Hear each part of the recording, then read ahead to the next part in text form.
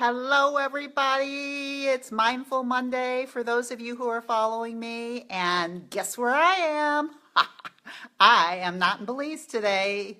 I am in my own home in St. Louis. So I wanted to kind of show you a little bit about where I live, just a little, because I'm not sure how good this camera is.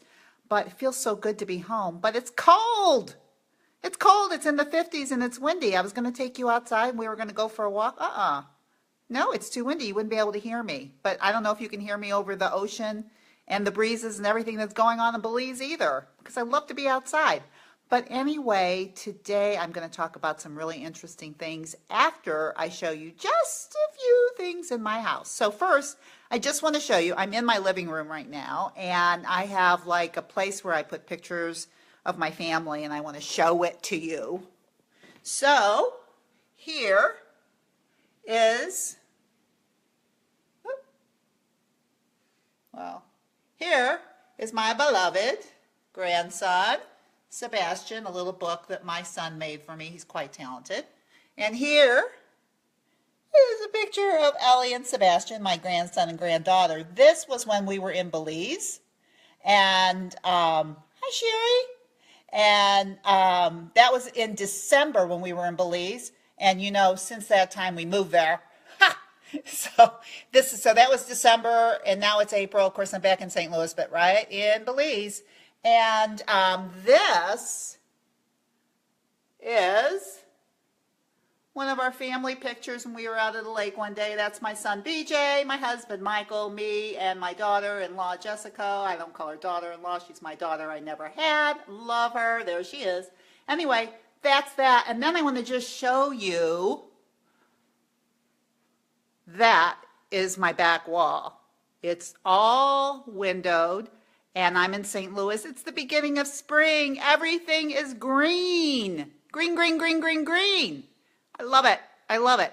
So I just wanted you to see that because that's what I came home to. And of course, when I left, it was all brown. And you know, when I'm in Belize, it's the ocean, it's the breeze, and the palm trees. It's so different.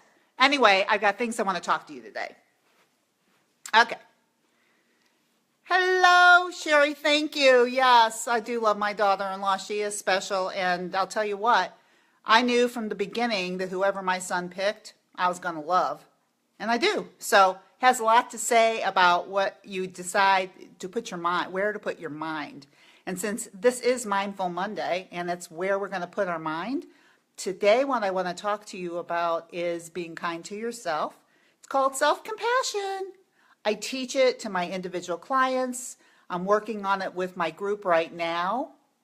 And it's, you know what? It's the hardest thing for women to learn. It should be taught in grade school, especially to women. I don't know. I don't think men are like this. My husband's not that hard on himself. But with women, and you know what I think? I think menopause, if you're going through it, perimenopause, if you're around there, if you're not, you can still pay attention to this. But when you have a moment when your body is transitioning to really pause, menopause, and take stock of what's going on.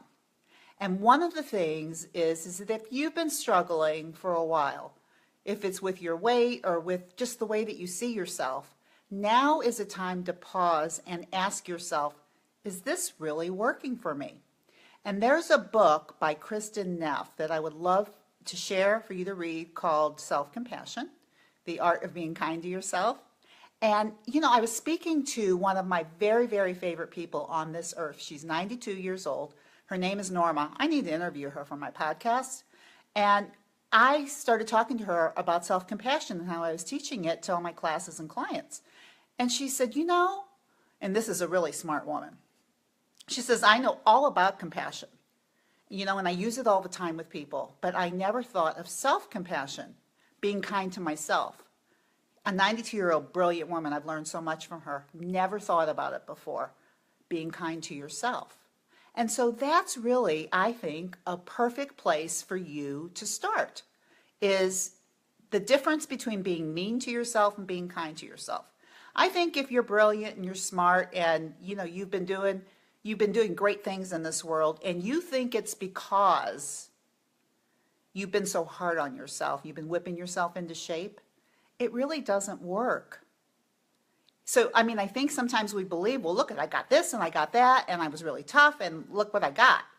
But look at the way you treat your children. Look at the way you treat people that you love. You don't treat them like that, and they're all doing well. Yeah, Sherry, you agree with me? Good. Because, like I look at my son. I just showed you a picture of my son and my grandkids. I'll tell you what, I was not anywhere near mean to him. I mean, I was not mean to him at all. I was kind. I really tried to figure out how to spin things for him in a way that was positive. So, if he was having a hard time, I wouldn't get down on him and say, what's the matter with you? How come you can't do better? What's your problem, son? I was so kind and always asked, well, what do you need from me, sweetheart? How can I make it easier for you? I know you're going through a rough time. Why wouldn't we do the same thing for ourselves? That's really the question. You've got to be kind to yourself. And you know what is really fantastic? Is the more kind you are to yourself, the better results you get.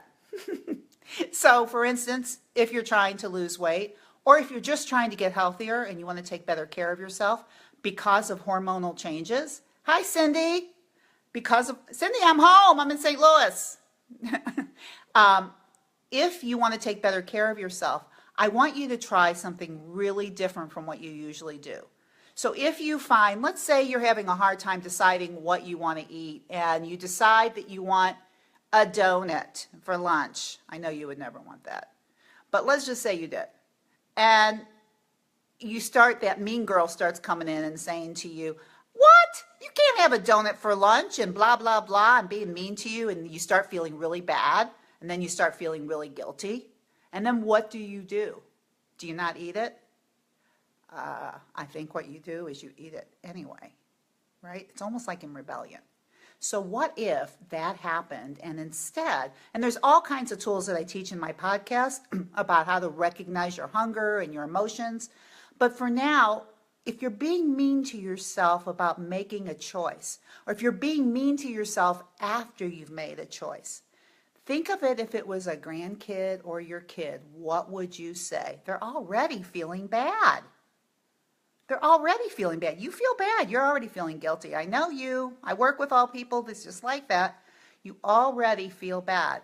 So instead of making yourself worse, what if you made yourself feel better? So you might say, if it were me, Debbie, darling, it's okay, sweetheart.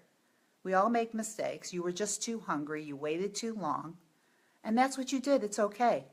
The next time you get hungry, let's make a better choice. You'll feel better. But it's okay, sweetheart. I will tell you what. You start feeling better. You calm yourself down. That's called self-compassion. And it's really, really important to anything that you want to do in your life, anything that you want to do in your life. You've got to start with kindness for yourself, the way you use it on the people that you love most. So I put the link on here for my podcast on self-compassion and how to use it in a way that's going to help you become healthier, thinner, whatever it is that you want. It starts with being kind to yourself. Okay, so that's really all I have to say from St. Louis, Missouri. I'm not sure where I'm going to be next week. Stay tuned. But I'm getting ready to go out for a beautiful walk today, take myself out, be kind to myself, say nice things to myself all day long. In fact, I have an idea for you. For the rest of this day, catch yourself every single time. If you find yourself not being nice to yourself, just say to yourself, darling, I love you. It's okay. And we're going to do better because you deserve the very, very best. And I'm going to help you get it. Think about that. I love you guys. Thanks for joining me. I'll see you next week. Bye. Listen to my podcast, by the way. Bye-bye.